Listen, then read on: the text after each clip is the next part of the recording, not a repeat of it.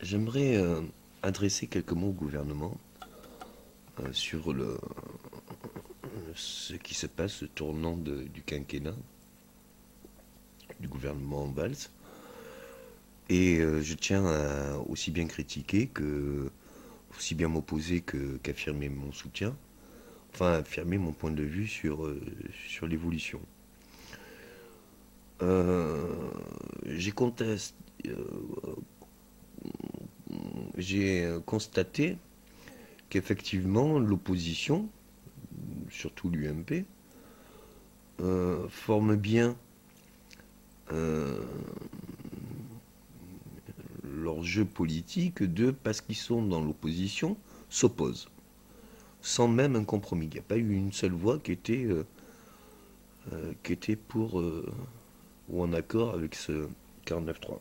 Et je me comprends bien que euh, c'est un peu bizarre, puisque c'était bien des avantages que la droite aurait pu mettre en proposition de loi lors des anciens présidentielles. Comme si c'était une rancœur ou un remords de ne pas l'avoir initié, donc du coup on le refuse. Alors que c'était dans les directions de la droite. Après, un peu étonné de voir que M. Valls, euh, au regret, a utilisé le 49.3. Et c'est vrai que, selon ce que disait M. Jaco, effectivement, c'est comme un signe de faiblesse. Et je préfère d'autant plus trouver les solutions selon la raison que selon l'autorité. Même si je reconnais que c'était très nécessaire et un bienfait de le faire, je reconnais que des fois l'autorité me dérange. J'ai très beaucoup de mal avec ma propre autorité et j'ai eu conscience pourtant qu'il y a des fois c'est nécessaire, voire obligatoire. Plus de peur que de mal, enfin tout est bien qui finit bien. Je me rends compte aussi que toutes les oppositions ou les différences de partis ou à l'intérieur de chaque parti, les oppositions qui puissent y avoir, confrontent bien la complexité, non pas du gouvernement, mais du vivre ensemble, car autant de paramètres reflètent autant de différences et autant de points de vue divergents ou complémentaires ou opposés, et qui nous composent aussi bien à petite échelle que grande échelle, c'est-à-dire aussi bien dans un parti ou alors dans les citoyens qui forment le peuple français. Je vois bien la complexité qu'il y a de mettre tout le monde d'accord sur un seul et même projet, ou un seul et même direction ou directive. J'en appelle au gouvernement, puisque on reproche bien au gouvernement de ne pas être à gauche, alors que il en fait des écarts par rapport aux promesses présidentielles, ce n'est pas pour ne pas respecter justement les présidentielles, mais pour avoir constat qu'on sort de deux présidences de droite et que il y a une réelle attente de gauche pour la population, mais qu'il faut quand même respecter et unifier, fraterniser un petit peu cette population, car on le voit bien par le Front National ou par d'autres signes significatifs, qu'il y a un réel désir d'attribution comme un honneur patriote que l'on voudrait revendiquer. Le Front National revendique pour certains un patriotisme plus, dont- enfin, plus spécialisé, dont il appartient à lui seul comme parti de définir.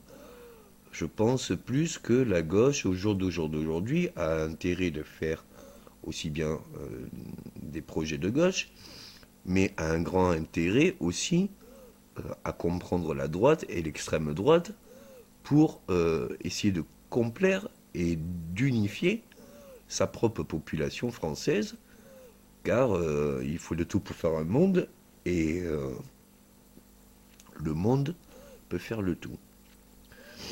Je comprends bien que les problèmes qui se passent au niveau de l'image ou des sources obtenues de François Hollande sont bien souvent une amalgame complexe dans le sens où on aurait mis n'importe quel président de n'importe quel parti après l'élection de M. Sarkozy, du président Sarkozy, on aurait eu beaucoup de mal à avoir d'autres réactions que celles qu'on a eues avec M. Hollande. Et je comprends bien que les difficultés qu'il a M. Hollande, c'est surtout pas d'exister en tant que personne, mais d'exister après la continuité de ce qu'il a été.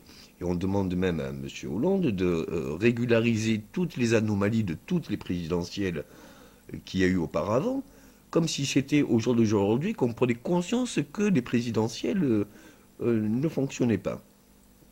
On ne pouvait pas convenir. Je salue tout à fait le courage de M. Hollande d'aller dans ce sens, et je comprends bien aussi euh, cet intérêt de vouloir aussi bien vouloir plaire à un grand nombre et vouloir déplaire à un moindre nombre. Et je comprends cette complexité parce que je vois bien tout ce qu'on lui reproche euh, et qui est aussi de l'ingratitude sur tout ce qui se passe. Il n'y a pas eu que des choses mauvaises et on est passé je crois, de plus de 7% du PIB au niveau de la dette à 4%. Donc il y a eu des réelles avancées, il y a eu des réels travaux, il y a eu des réelles réformes qui se sont faites qui ou aidaient le droit commun ou alors aideraient le dispositif législatif. Et du coup, il y a eu de réelles avancées. Et ce, dans beaucoup, beaucoup de secteurs. Et ne me dites pas que ça a été catastrophique. Au jour d'aujourd'hui, et même dans le futur, tout ce que l'on fera sera critiqué, recritiqué et débattu. Euh, de plaisir, de gré et de force. Et du coup, c'est pas quelque chose qui doit se faire néfaste en vue d'une destruction, mais c'est quelque chose, une force de l'évolution humaine qui doit nous permettre avoir tous les angles de vue opposés qui puissent être complémentaires et trouver un compromis qui puisse plaire à tout à chacun ou être accepté de tout à chacun. Ainsi, j'en conseille vivement le gouvernement et l'exécutif de gauche à légaliser. On a fait les restos du cœur et les enfoirés.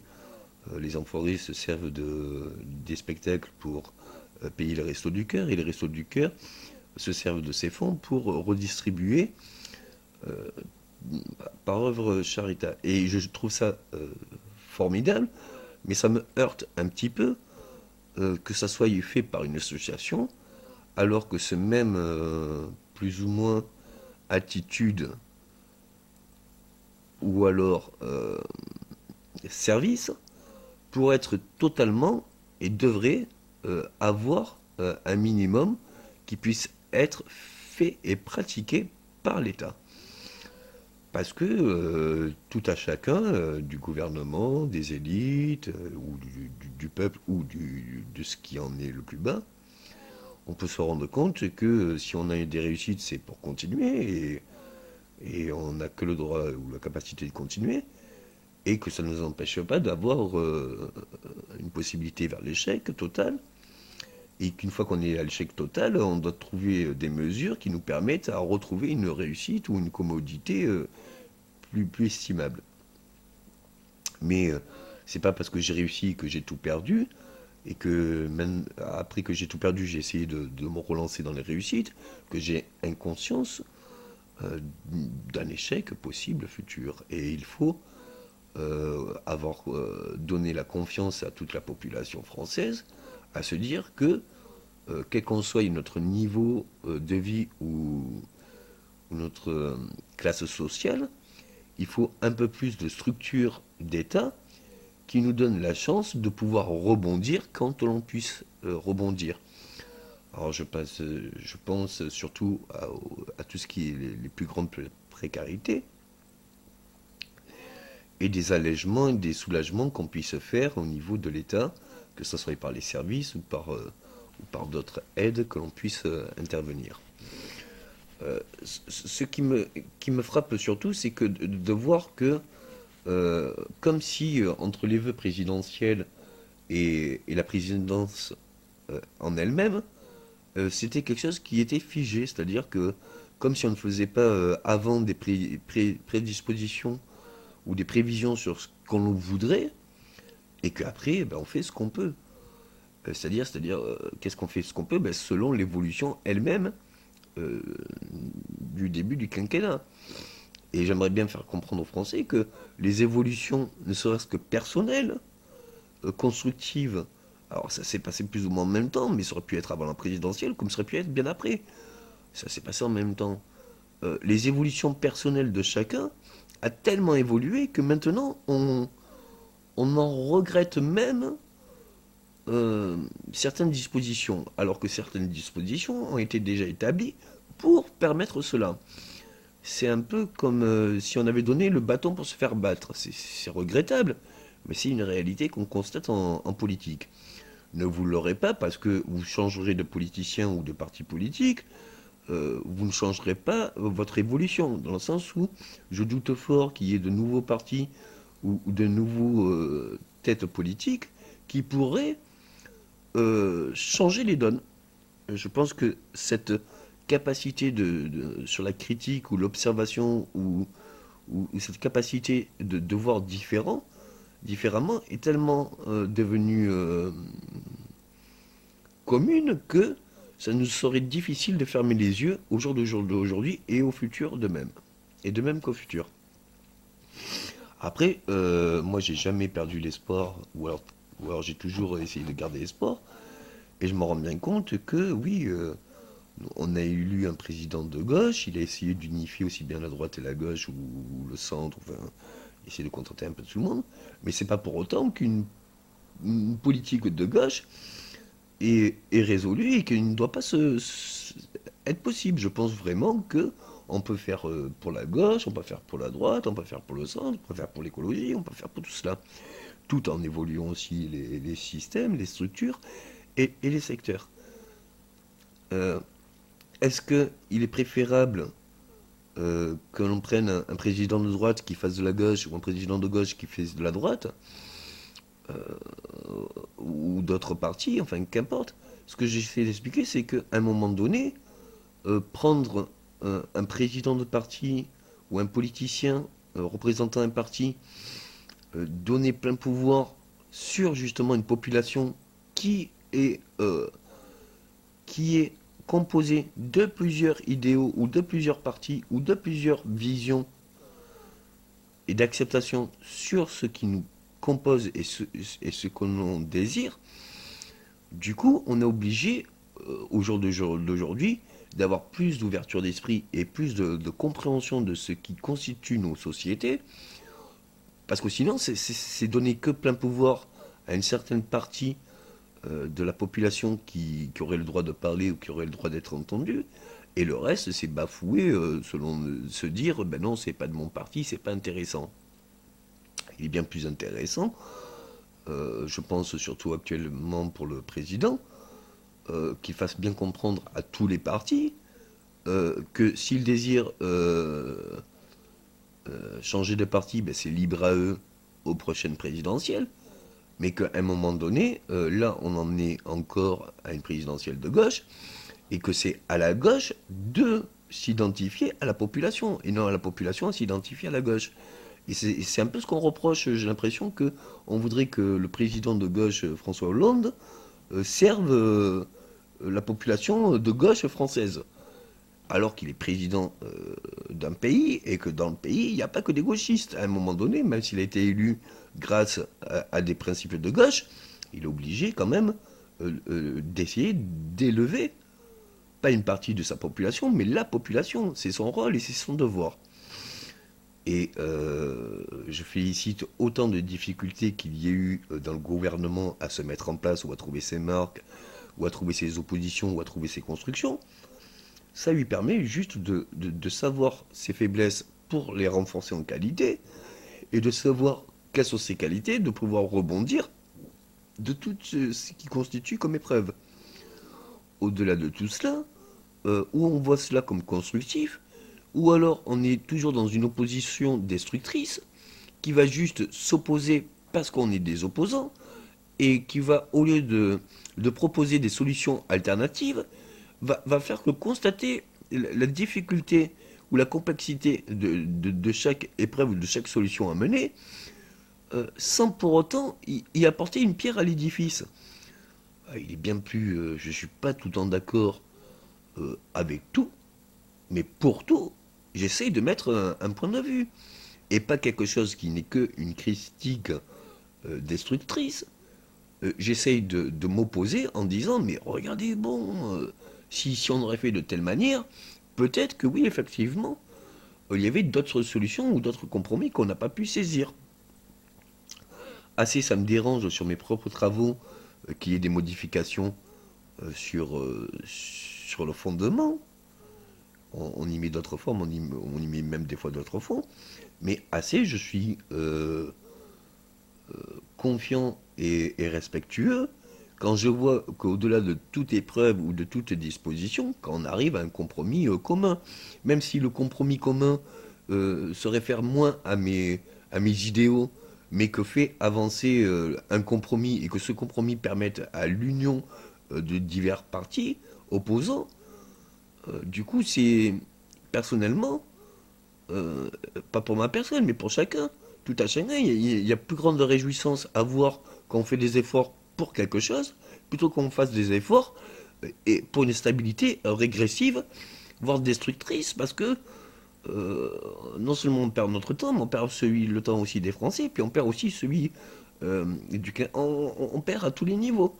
Et surtout, ça ne construit rien. C'est-à-dire, mis à part se lyncher sa propre image ou l'image ou du Lego ou, enfin, ou de tout notre entourage, j'ai pas l'impression que ça nous serve à quelque chose.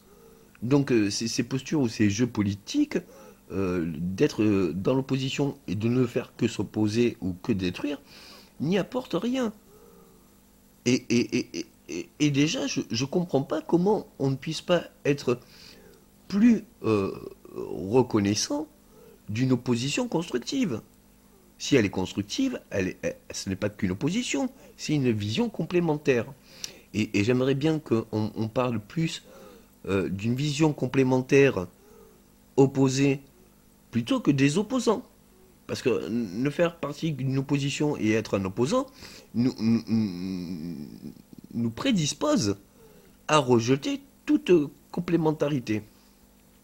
Or, si je vois les deux couleurs opposées dans l'extrême, le blanc et le noir, ils sont leur propre complément. Le noir a besoin de blanc pour avoir des nuancés et créer des nuancés de gris, et le blanc vice-versa par rapport au noir pour ces mêmes reliefs.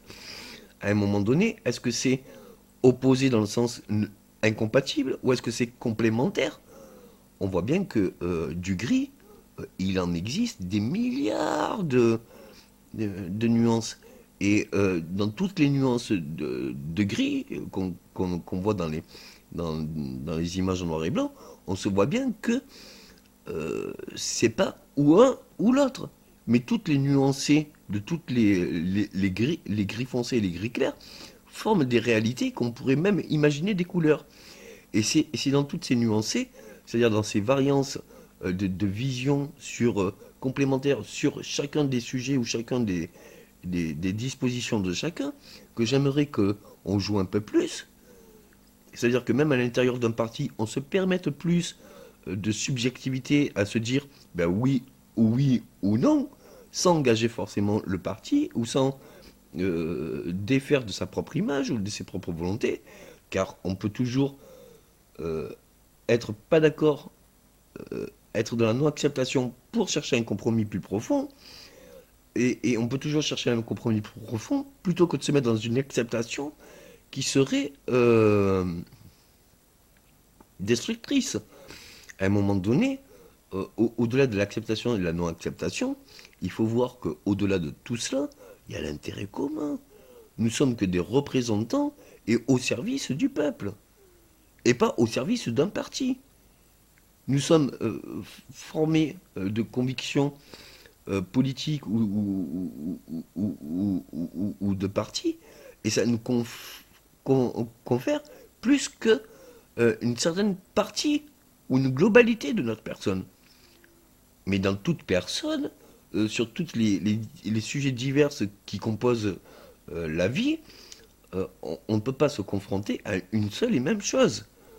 Dans ma seule personne, sur un même sujet, abordé à 3 semaines d'écart, si je l'aborde une fois par semaine pendant 3 semaines, je vais avoir 3 analyses sur le même sujet. Et c'est pas dû par un retournement de veste ou autre, c'est dû par une remise en question et d'avoir pris le recul sur une pensée ou une philosophie. Ça fait pas de moi quelqu'un qui n'a aucune consistance, ça fait quelqu'un qui essaye vraiment d'approfondir jusqu'au bout et de clarifier, qui a un besoin personnel de clarifier vraiment sa réflexion à plusieurs degrés, à plusieurs stades, vers quelque chose qui lui semble et qui désire euh, établi, se rapprochant d'une perfection parce que ça englobe aussi bien les compromis que les désirs fondamentaux, que les idéologies, qu'un tout.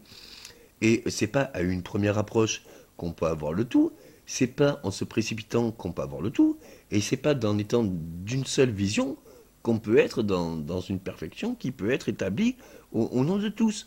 À un moment donné, nous avons besoin d'une opposition pour nous confronter nos propres torts et nous confronter d'autres visions, mais nous avons surtout, au-delà des oppositions, besoin de compromis. Nous devons à tout à chacun trouver un compromis équitable au nom du devoir commun et du besoin commun. Qu'on soit du gouvernement ou qu'on soit de l'exécutif ou qu'on soit parlementaire, nous sommes, et notre devoir, c'est de représenter les volontés du peuple et de faire appliquer des lois que désirerait le peuple pour l'expansion et l'évolution du peuple. J'ai pas l'impression que ça soit tout le temps nos priorités au niveau de ce gouvernement. J'ai même l'impression que bien souvent on est tellement confronté à l'opposition qu'on est obligé de se mettre en retrait de sa propre personne et de ses propres idéaux ou de volonté et qu'on est obligé constamment de faire des compromis qui ne sont pas constructifs mais qui sont juste pour plaire à tous selon les capacités que l'on avons, mais plaire à tous selon les capacités que nous avons, des fois est bien plus destructeur que nos propres idéaux fondamentaux. C'est un peu regrettable. J'ai expliqué l'un et j'ai expliqué l'inverse. Il y a un juste milieu vraiment à trouver euh, dans un parti et dans le gouvernement, recentrant tous les partis. À un moment donné, on doit essayer d'être autant de l'union que de l'identitaire. Autant du commun que du subjonctif. On- de la subjectivité, pardon. Du commun et de la subjectivité. Ce que je veux dire, c'est qu'on ne peut pas se désaxer totalement de sa personne et on ne peut pas être totalement euh, ne voir que par sa personne. Du fait que nous sommes représentants euh,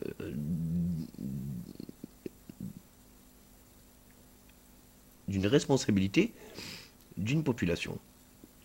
Et nous devons, euh, par complexité de ce qui constitue notre société, nous devons bien trouver des chemins et des dérives pour trouver satisfaction au nom de tous, au nom du besoin et du désir commun. Moi, ce qui me dérange un peu avec le Front National et cette évolution, c'est pas comment dire. J'aimerais bien être clair, mais c'est vrai que c'est un peu bizarre ce qui se passe. Ce qui est gênant avec le Front National, c'est pas tant ce que dit Marine Le Pen. Ce qui est gênant, c'est la conception même du Front National. Moi, quand j'écoute Marine Le Pen, je vois quelqu'un qui est intègre avec ses désirs, ses volontés, et qui se donne les moyens de l'accepter, qui sait pertinemment qu'il y a des oppositions depuis longtemps, mais qui n'ont jamais été forcément par rapport à... C'est pas Marine Le Pen qui a créé ce Front National, et je trouve que le Front National a tellement évolué comparé à l'époque de Jean-Marie Le Pen, à grande félicitation de Marine, mais je trouve que c'est un discours sensé qui se met à la hauteur de ce que pourrait désirer ou dire bien nombre des gens de cette société, et qu'on retrouve dans bien nombre des gens. Et cette sincérité euh, qui est même minoritaire, mais euh, qui est franche, bien incite à d'autres minorités ou d'autres majorités à se reconnaître dans une volonté de sincérité et de franchise.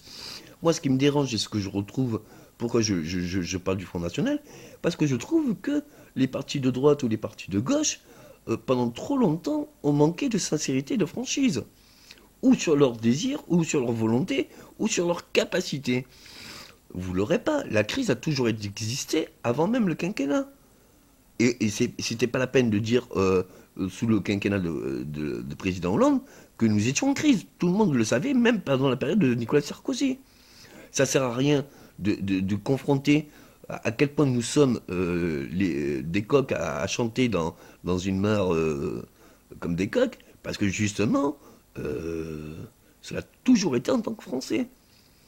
Et à un moment donné, il faudrait bien relever la tête et chanter vite le cocorico, parce qu'il faut se féliciter que, quelle qu'en soit la crise et la profondeur qu'il y ait institutionnelle ou de crise dans le pays, on a commencé à, même si ce n'est pas remonter le chômage, mais à stabiliser un petit peu.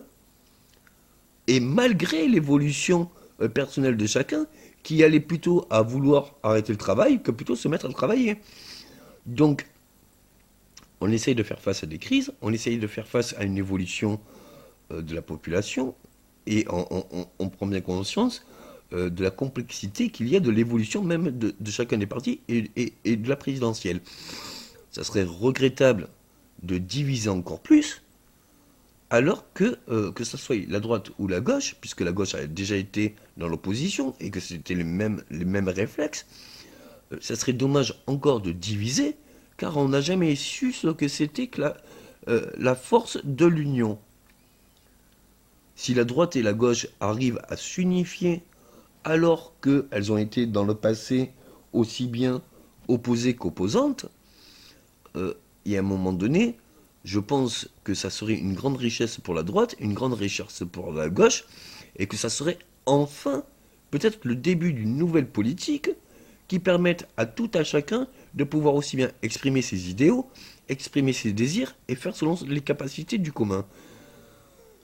Ça serait regrettable de passer à côté, et surtout ça serait encore plus intéressant de voir l'évolution ou tous les compromis constructifs que nous pourrions apporter aux Français, et de voir le nombre de Français qui pourraient se retrouver dans ce genre de nouvelle politique.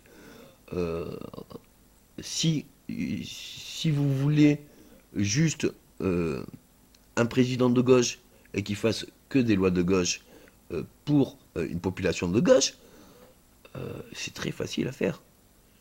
On lui donne des services, on lui donne des droits et on lui donne des pouvoirs, toute la population sera contente. Mais le problème, c'est que ça sera destructeur pour un futur, parce qu'on pourra le faire qu'un laps de temps. Là, ce qui a été mis en place de toutes ces réformes et de toutes ces dispositions, c'est de le faire, de le réaliser, mais pour le long terme, c'est-à-dire avoir assez de structures qui permettent des encaissements et valoriser ces encaissements dans divers services, diverses structures qui soient pour une expansion de chacun.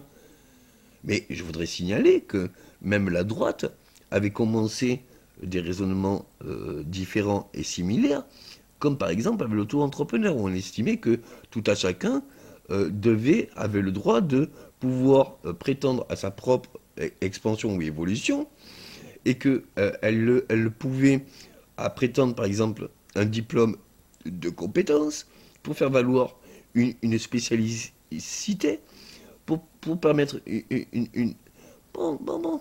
On en est dans la continuité. La droite avait commencé des choses qui étaient un peu plus égalitaires, qui ressemblaient à de la gauche, et la gauche fait quelque chose qui est un peu plus égalitaire par rapport à ce que pouvait proposer la droite. Nous sommes bien dans cette ère où nous ne sommes pas une seule et même attitude pour une seule personne, mais en étant une personne, nous pouvons avoir mille et une attitudes complémentaires. Et c'est là où ça devient intéressant. Plus on sera riche de nos différences, et plus nous accepterons nos différences et que nous ferons avec, et plus on en sera riche. C'est pas en faisant une action avec une attitude qu'on peut avoir une réaction autre que la précédente. Il faut un peu innover dans des nouveaux horizons, dans des nouveaux directions, par de nouvelles attitudes qui n'ont jamais été expérimentées. Alors, je ne sais pas s'il y a une réelle réussite. Je ne me porte pas comme un médium ou voyant sur la réussite potentielle.